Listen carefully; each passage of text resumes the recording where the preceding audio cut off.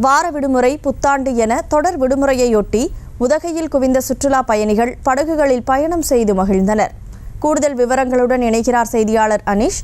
வணக்கம் அனீஷ், முழு விவரம். கனிமொழி வணக்கம், இனிய புத்தாண்டு நல்வாழ்த்துக்கள்.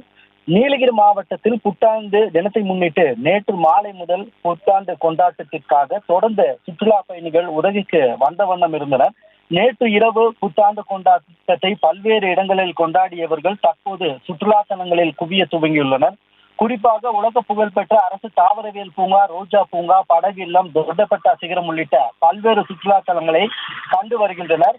மேலும் தற்பொழுது இருக்கக்கூடிய இதமான காலநிலையை கருத்தில் கொண்டு உதகை படகு இல்லத்தில் மிக அதிகமான சுற்றுலா பயணிகள் குவிய தொடங்கியுள்ளனர். இவர்கள் இங்கு இருக்கக்கூடிய மோட்டார் படகு, மீதி படகு போன்ற படகுகளில் பயணம் செய்ய அதிக ஆர்வம் காட்டுகின்றனர். இவர்கள் தொடர்ந்து நீண்ட வரிசையில் நின்று தங்களுடைய படகு பயணத்தை கண்டு பயணத்திற்கு சென்று வருகின்றனர்.